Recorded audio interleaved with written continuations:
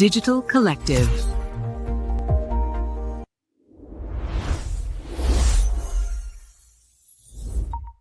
Welcome back to the Digital Collective, everyone. We talk about all things technology, the way business leaders actually experience it. We don't talk about hype. We leave out the headlines and we talk about real decisions, trade-offs, and consequences that come with leading in a digital world. My goodness, this is going to be a good show because that's what we do. Don't worry about me. See that person over there? That's Caren Glasser, everybody. Caren, how you doing? I'm doing great. We have a topic today that I'm going to put it on you. You wanted to talk a little something about return on investment, huh? Did I? Yeah. Did I? Okay. You weren't ready for that, right? You weren't ready to be thrown completely underneath the bus on that. Well, so in fairness, James, when we talked about this, both of us actually had the same kind of thought about, we know it's important. We know this is an important topic. We also are painfully aware that we don't always take it as seriously as maybe we should. And so that's why this is so important today, because we are going to be unpacking strategic technology investment. Say that 3 times fast. My goodness. Yeah, which is really ROI, return on investment, beyond the spreadsheet. So raise your hand. How many of you guys actually use a spreadsheet? That's what I want to know. Okay, we'll leave that for later. But that's what we're doing today. Good. I mean, and all joking aside, I was making fun, but this falls there's method to the madness for the people watching and listening. Absolutely. To how we're structuring the segments and how we're structuring the episodes for this series, because it falls in line with kind of rational conversations that folks should have. So there's method to the madness. Again, there is a method, and this actual second episode happens to be in our foundation. Yeah. Set of shows, the strategy pillar, because that's really important. And whether you and I do it or somebody else does it, you need to know about it and you need to be prepared to jump into it, because at the end of the day, all businesses need to know what their return on investment is. There you go. Thing, right? But kick us off. Where are we going? All right. So we're going to reframe ROI as a strategic signal, not a final answer. And I think that's important. So why do the traditional ROI models fall short in this whole modern technology decision-making thing? Why do they fall short? Is it because we just don't like to do it? I'm not going to put our business out in the street, but we literally were talking about this before we went online. It's that time of the year right now, right? It's tax time. Yeah. No one wants to talk about those kind of things, but you have to do it. You have to do it. And to be compliant, to be legal, to stay out of jail, all of that stuff. And just to be a good corporate citizen as well. When you're outlying and leveraging company finance, company resource, understanding that you're putting monies, people, whatever resources in the right place to grow the business. That's a conversation that has to happen. It's not a sexy conversation. It's not a lot of the times, right? But it's one of those necessary conversations. So right. So what would you say is the difference between a financial return and a strategic return? Because we're talking return on investment. So it could either be financial, I guess, or strategic. I always think of it as financial. That's my bad. I always think of it as financial. And I'm gonna be a doubting Thomas here. Can you really separate the two? Because here's where I'm going. If you're doing it the right way, and if you're asking the business what the return on investment of doing X is, it should be both financially viable and it should be strategic to the business. Meaning it's part of what you're planning on doing. There's a path, there's a journey, there's a roadmap. I mean, if you've done it the right way, right? If you're not just throwing something against the wall, if you're not just making a rash decision, if you're looking at vendors as partners instead of just as vendors, and you're doing things that are strategic to the business, you're going to invest something on the financial side, but it's going to have a strategic impact. Yeah, I understand it, like retail, right? There are things that you do on a short-term basis for holidays, sales, and things of that nature. So you do short-term types of financial investments and you look for that return, but Well, I I almost wonder, can you separate the two sometimes? and maybe I don't actually separate it on purpose. Maybe Yeah. because when I do come to the table, the strategy is already there. I've already worked hours on it. And so the only thing that I'm left with is the financial return on investment. Because even though I can price my products, Mm. I can price my services, I can put them all into a spreadsheet. That's my strategy as to where I'm going to get there. But if the financial does not do what my strategy said it was going to do, Well, you lose your job then. Well, I mean, that's when you end up on CNBC or something on one of these televisions and saying that your stock price has gone down, and we blame Karen for that, right? so, do you think that most bad technology decisions look reasonable at the time? I do. I mean, I talk about this all the time. Yeah. People jump in and they don't have a problem they're solving, and then they think it was good and they pay for the platform and they do everything, and then it wasn't reasonable at all. What about Yeah. Well, right? talk about that a little bit more because again, I want to shine some light. I'm gonna give you some flowers here. You work with a ton of new startups, founding organizations, especially in enterprise and consumer technology. What are you seeing? Are you seeing them investing their seed money or that Yeah. initial round properly? Yes, because they're hearing out there, and I think we talked about this. They're hearing out there. What do you mean you haven't jumped onto this and jumped onto that? And why aren't you using this? And I really think that when I look at the groups of people out there, you got the groups of newbies, or the ones that I work with, and the reality is most of them are never going to get to the other side. They're going to use a tool or two, and it's going to help them work smarter, not harder, which is I like to say all the time. It's going to leverage the playing field. These are all quotes that I throw out, but the reality is that most individual solopreneurs, entrepreneurs, whatever we call them, they got to figure out what that one or two tool is that they're going to work with, and they're Yeah. not. They're just not. The other group, they are all in, but they're not doing it by themselves. They hire a company who codes and who builds it for them. And then there's their in between. They're kind of stuck. They Right. know too much to be dangerous, but they are never going to get to the other side. And that's okay. We're here to tell you that's okay. But I do think that these decisions are bad because they come to my workshops, and the first thing I hear is, can I use ChatGPT to write a new book to put on Amazon? Mm.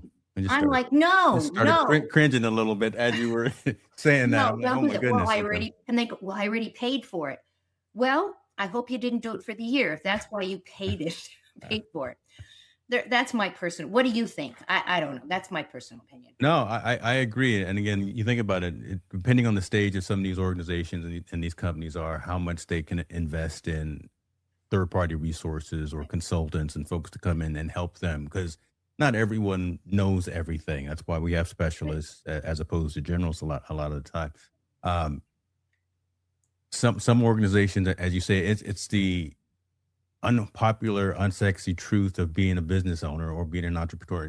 Not everyone's going to make it. Not everyone starts out thinking they're going to fail, Right. right? But if you don't have that acumen for running a business, knowing all aspects, Right. not just the marketing side, not just the Right. sales side, but the financial Strategy. side, right? Right. Strategy. If you don't have the right people in your circle to do their part, Right. and it can't just be you, Karen, that does everything, right? You may think, or we may want to do it all, and we may keep things tight to our vest, but if you're not being more strategic instead of tactical with the planning for the Very business, true. that's where the failures happen. And that's when folks just start buying those endpoint products as opposed to Right. platforms. Right. And I'm guilty of it. Look, I like to say I made all the mistakes so that others don't have I've heard you to. say that before. You should I'm put that on guilty a of it. t-shirt. That's pretty good. But I am guilty of it. I Yeah. mean, I started my this newest reincarnation of my career Hmm. as a tech evangelist saying you need to buy this platform.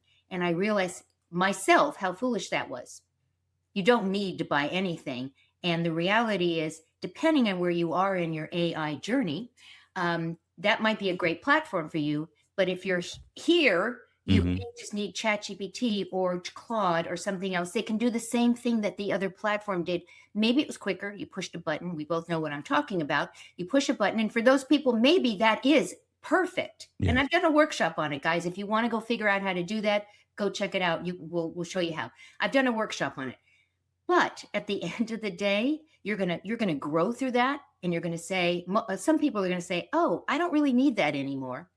I can create everything I need in something else." And if you get to that next level, I feel like I've done my job because you're thinking now. It's on a thinking level. And that rate of return, that rate of progression is different for everyone. Yes, yes, And I think that's one of the harder parts for, again, early stage companies, folks that I talk to, entrepreneurs, yep, solopreneurs, and things of that nature, right? They're looking for the wins really fast, as opposed to having the mission, the strategy, the vision board. I point this way because that's where my board is literally at, and that's posted on my wall. Without having those plans written down so they turn into goals, because yep, if it's not written down, it's just a plan. Um, yeah, yeah. absolutely. And there you go. There's That's drop both. the gym for you right there. Listen, if your plans aren't written down, let's see. Well, and here's the thing: AI has Yeah. given us opportunity to actually build that plan. Yes. If we're not capable by ourselves, we get a little bit of help and a little bit of assistance by some of these platforms. And that's where the magic is, I think, because I think there are more people that don't know how to do this. They start without a plan. They don't begin with the end in mind. Stephen Covey, they Mm, don't do anything. They just start. And we talk about why just starting can be a problem. yes. So, right? Yeah. I worry about folks who are apprehensive to leveraging this new technology. Right. I understand that you have control over all aspects of it, right? So again, it's not going to go over there. It's not going to do anything detrimental. You Right. have the capability of limiting what AI does, but Right. these platforms, the Claudes of the world, the Manuses of the world, the Perplexities, all of these LLMs, they really are here by all intents and purposes to help benefit and provide you knowledge. So why go about it the old school, old fashioned way when I always talk about reducing and limiting steps in the workflow. By leveraging this technology, I can feed in a framework, feed in some questions, feed in some guidelines, and really come up with And a it's, yeah. good component of already what I need to do to help me build that business and to help me And get what you that said is return on an investment. important, James. A good component of what you need to do. It's not the end of it. Yeah. You still have to, the human factor is still there. You still have to jump in. You still have to look at it. And if you're, I mean, I said before we did this show, I've been in chat for quite a while, but I'm moving into Claude. Moving over, huh? And Okay. Is that right? moving into Claude, I've had to Okay. now train Claude. You know you can export I know you can. from okay. I actually I asked Claude, can I how do I get my stuff out of chat and bring it over? And literally, and guys, you can do that. Use the platforms. Yeah. Ask the platforms questions. If you're trying to figure out how to use Claude, say, Claude, give me a tutorial on how best to use you based upon, and you can do all, setting up, because I'm going to do a Claude workshop. One of the things is setting up Nice. the actual who you are and everything, so that, and chat doesn't have that. That's why Claude is pretty cool. It has co-work and all that stuff. Yeah. But the point being, I forgot what the point is. The point being is you go in there and I start in chat, I take it over to Claude. And that's now my new stack. I didn't do that before. And I'm redoing all of my blogs and all of my newsletters, because it's nice to get a second opinion. And Yeah. Claude is a second opinion, literally. And what you're paying for that, the investment that you're putting into that platform to help you build Yep. structure and, Yep. and organize your business, Yep. there is significant positive return on that, correct? That is exactly my $20 a month. My return on investment on that $20 a month, if I pay by the month instead of for the whole year, Yeah. which I'm only doing it by the month right now to make sure that I'm totally in and I really want to use this platform. I always encourage you, don't buy the whole year unless you're going to use it, because you're stuck and they're not going to give you a refund, right? But it is a return on your investment. It is totally a return on your investment. I might not have it in a spreadsheet, but I have it in the materials and the assets and the collateral that has come out. And I need you, James, to tell me how I put that into a spreadsheet. My goodness, it's been so long since I fired up Excel, or was it Apple You're with me on Numbers? that, right? My goodness, I I used to be pretty good at pivot tables, but that was back in the day. That was before all this salt in the beard. But we can work it out. Let's work it out. We'll figure it out for sure. But you're right, and I'm glad you tied that to it because when we pay for a subscription for something like so, I pay for Chat, I pay for Claude, and I pay for Perplexity. Yeah. So for $60 a month, because they all I think got together and said it's going to be $20. Yeah, yeah. And even though Perplexity can tap into Chat and it can tap into some of the other stuff, I still pay for the standalone platform because it is a truncated, I believe, truncated version. It does not talk to your chat that's out there. It only talks to it as an API within Perplexity. That is true. And we can go in another session or maybe in a premium session, we can go deeper down into that because that is pretty key with what you just said right there. It's right. It's more at the 35,000 foot level in these all encompassing platforms as opposed to having that individual subscription to the one platform. That's a really, I'm gonna write that down. So I'm paying. So my return on investment for my $60 is hopefully is all of the products that I've created, the community that I'm creating, a subscription base. I mean, everything I'm creating is technically will be a return on my investment. Yeah, because you think about it, you can start charging for admission. So again, making it premium. So your investment, that initial investment is what that X that you're paying to the platform. But all of the dividends that come out of that, all of the digital products, all of the access, all of the information, that's the return. And and AI has helped me figure out what I can sell. Yes. How do I represent myself and price points? How do I monetize? Literally, you can ask once you have a team member, once that team member knows you inside and out, it's going to be able to give you some ideas that you maybe did not have, which is kind of cool. Say that again, because I said that a couple of weeks ago on a platform on a stream that was on the Ecamm platform. And I was talking about how my AI agent is actually the creative director in my company. Oh, I love that. So actually having a role, not the boss, but is actually the creative director. So as an employee within the organization, and I know it's an algorithm, it's a tool, but the creative director for Hicks New Media is my LLM of choice. And that has helped me eliminate steps in the workflow, ask different types of questions that I'm not the smartest.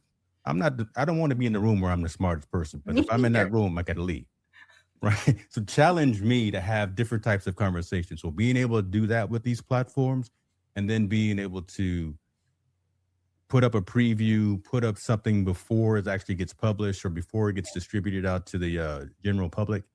That right there is the beauty of leveraging these new technologies. And just how long would it have taken you? I'm just going to ask. I wouldn't have been able to do it. I literally. You wouldn't have even better do it. So not even how long you wouldn't even. I would not have. First of all, I wouldn't even have known that I should be doing it because none of these products ever came into my mind. And now that I'm doing it, it's like an ecosystem that I'm building. And Fred, I call him Fred, is my team member, a creative director. Fred knows, and Fred will literally say, that is a really good idea you came up with. Now we're going to figure out how to put it into your ecosystem and what comes first. Yesterday, I spent literally 3 hours developing the pricing tiers. Love it. Because I'm not used to saying this is how much it costs. And so he's my therapist too. He literally walked me through why it's okay to do this. So that monthly fee that you pay, that's actually the therapy session. Really good. I don't know about you. $20 is never, right? Okay, so I think what we're saying is that when organizations are deciding what tool to purchase, they have to decide why they're purchasing it, what is going to be the return on investment on it. And if they can't come up with it, that it's not going to give them anything, that they can literally have a return on the investment. I mean anything. I mean programs, products, services that you're literally just using it to talk. I don't think you should pay for that platform. I don't. Yeah. And I think, I started paying for Chat about 2 months in because I realized it was going to be my team member. The middle of last week, I decided I was going to start paying for the other 2 platforms. Okay. And now I'm using them like nobody's business because now I paid for it and therefore I need to take advantage of it. Truth. That's a whole mindset, right? That's true. I think I have skin in the game now. Not that I didn't before, but I'm prepared to spend hours in there, and I will. I will spend hours in there because I want to do the work now, so that I can push a button later. Listen, it's assets and liability. So again, back to the accounting and the tax Yeah. conversation, right? We're putting money in. You Yep. better use it, or it becomes a liability. You're paying for these platforms, so you should leverage the value that comes Right. out of them. Right. And I know we're leaning heavy into AI platforms and things of that nature, but for entrepreneurs and for folks just in business altogether, you think about this for anything that really touches Right. your entire business, Everything. right? I mean, just Everything. choice of I call them vendors before, but they should be more partners, right? Right. Your choice of choosing partners to work with, your choice of using VAs. other tools, all of that stuff. Everything. Or Everything. could your AI was it Frank be your VA? No, I don't think so. Well, no, but I think Manus could be You better come over here to Manus. Listen, as an I'm gonna agent. send you As an agent, a share code right now. well, because you can set, and I think Claude could too, because you can literally say, set it up that instead of you having to co-work, as an example. So Yes, yeah, co-work, which is in Claude, and again, I've just jumped in last week, so I've done the deep dive. But the co-work allows you to say, okay, I don't need to ask you this anymore. yes. Do this on a You're and I'm purposely being quiet because you're literally saying how these agentic platforms operate. right. You set up the parameters and you go out there and you let them do it within those parameters and within those frameworks. But you have to set up the parameters. Well, there was the first caveat. And there you go, right? Don't just gloss over that, folks. You And heard Karen. but you can have one of the I have chat set me up the parameters to use in Manus. Oh, interesting. Okay. What questions should I ask Manus Okay. Yeah. to get the following results? Because chat already knows I have Right. all these emails and all these workshops. What do I set up in Manus so that it understands what I'm asking for? And it literally will give me and say, you can copy and paste this and just put that over there. Love it. Again, I'm not that smart. But I'm smart enough to know that I'm not Be that an smart. expert on the internet. That's all right. That's good stuff. I play a smart expert on the internet. There we go. Ladies and gentlemen, your tech evangelist right there. She's Yeah. How often do you think that companies realize too late that they didn't just buy a tool, that they bought a direction? Mm. Oh, you know what? I think it happens more frequently than we hear about it. On the news, we hear about the big ugly stories, but I think again, I used to make the joke about CIOs in the barbershop, right? They would all meet and say, "Hey, you're doing this. Oh, well, let me do this too." And it was kind of like my last conversation about moving to the public cloud. Everyone all had to move to the public cloud from on-prem infrastructure. I think it happens a lot because, unfortunately, the true strategic goal for an organization isn't really realized. Always looking at tactical, always looking at Q1 versus Q2 Right. versus what we did a year over year type of return as opposed to looking long term. So when you're just shooting at the hip, you see the shiny tool or you see the shiny thing that works for your colleague over here. Well, let's do this too. We don't have enough people to put to it, but don't worry about it. We'll still figure out a way Right. to make it work. Right. So you hear that a lot of time, right? There's not enough people resources to get it done. There's not enough research to actually figure out, does this match our strategy and our business and our goals and our direction? So we hear about it internally. I think you and me, just because we engage with a lot of these companies, but only society hears about the big ones, the big ugly ones, because those are the ones that go on. And go we're on the hearing news. about them Right. right now. Right. Yeah, happening more and more. Wishing it wasn't. I think there's more good stories than there are bad stories. But when the bad stories happen, they're the ones that get blown up all over the news. But it does happen, unfortunately, quite a bit because again, leaders, and I'm hopefully I don't get ostracized for this. I don't think leaders really take the time to really understand Right. what's best for the business as opposed to Right. what's best only for the financial piece. And that leads And there us is a difference. and that leads us into the next topic, making decisions you won't have to defend later, right? So if you come to the table knowing that your ROI is financial and strategic, right? If you know that going in. So that's a nugget, guys. That literally, when you're going in to do this, it has to be financial and strategic. Is it a matter of asking better questions then before you commit? Is it a matter of documenting the assumptions and the trade offs, or creating space for course correction without failure stigma? Now, that last one. Failure stigma. That's a good one right there. Yeah. How many of you don't do something because you feel like you might fail? Is that a good reason not to do something? Well, it depends on what it is. It kind of depends on what it is. I will say that for sure. Uh, I don't like roller coasters anymore. So, so, so, okay, I'll be selfish, and I feel I may fall out the thing, but that's a good failure stigma. That's a good one. I mean, what does a good decision actually look like when you don't know, what the outcome's supposed to be? So we're going back to you gotta have a strategy. You gotta know where you're going. Because how are you going to know you didn't get there? That's just kind of like common sense. If you don't know where you're going, how are you There we going to know go. Monday morning quarterback, and see, we can solve all the world's problems right here on the Digital Yeah. Collective, ladies and gentlemen. If we just use a little common sense and had the conversation. But it's funny I guess when you say that, because I bring it up, and I love that statement, failure stigma. A lot of times when decisions are made by those leaders in a vacuum, that is where that problem happens. Because again, kind of how we were starting out this conversation, if you don't bring in the right resource folks that have expertise in all of these different areas, you're setting yourself up for that failure. And Right. I'm gonna use your term, the failure stigma. I think that comes into play when the leaders know that they're not doing the best that they can by bringing in the right resources to help with their decision making. Agree. Man, I just dropped something right there. Listen, I wasn't even ready for that. Let's let that sit out there in the. Let's just.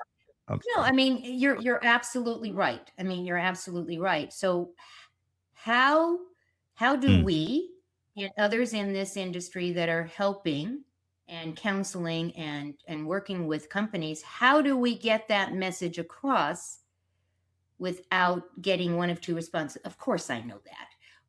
And then you want to say, well, if you did, then you wouldn't be where you're at right now.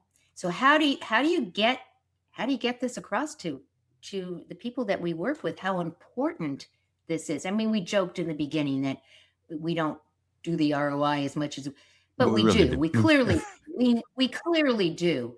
It may not look like somebody else's, or might not look like yours, but there are so many companies that literally have no clue as to where they're going. They don't know what the return on investment is. They don't know what the strategy is. They just don't know. So how do we help them? How do you, James, help them? Stakeholders need to be in the same room at the same time. There needs to be champions for change, champions for progress. It can't be singular, it can't be tactical, it has to be strategic. If someone asks me to help them plan, pivot for direction and for growth, if it's just two of us on the phone call, if it's just two of us in the room, and when I know that the organization is larger than that, that's more than likely going to be a call that I'm going to decline, because that is set up for that failure stigma. I'm going to use that. If you're not leveraging all of the tools in your toolkit, if you're not leveraging all the resources that you have available, and if you're only making decisions in the vacuum, and if it's only the EVP as opposed to the SVP and the VP and the director, if it's not all of those folks sitting around the table to help make these decisions that matter to the overall business, you're really setting yourself up. And it's unfortunate. It's going to be ugly when it happens. So my entrant is to, again, make sure that there's consensus. Everyone doesn't have to agree, but everyone has to be in the room so we can have that debate and that they can have that conversation. But if you're not in the room, you can't have the conversation, and you're left out, and some piece gets forgotten in the probable implementation. And that is so important. I agree with you 100%. If you don't have buy-in by your team, it literally doesn't matter. It literally, you will not get there. If your team does not buy in, especially in this AI world, If you've got team members that are worried that their jobs are going to disappear, Yeah. then they may not be so anxious to help and get involved with that, the strategic part of this and the return on investments. But I will say to you, not to you, but to listeners, if you are one of those people that are concerned about that, then you need to step up and you need to join the party, because I believe without a question of a doubt that yes, some jobs are going to be lost. There's no question about that. But I think we've talked about this, that those jobs that will not be lost are going to be those people that said, I see this as a way to get better at me and what I do, and I'm going to show up and I'm going to do, because the human factor is still there. I don't care what anybody says out there. The human factor is never going to go Agreed. away. Never going to go away. So for those of you who are concerned that AI is going to take your job, it might.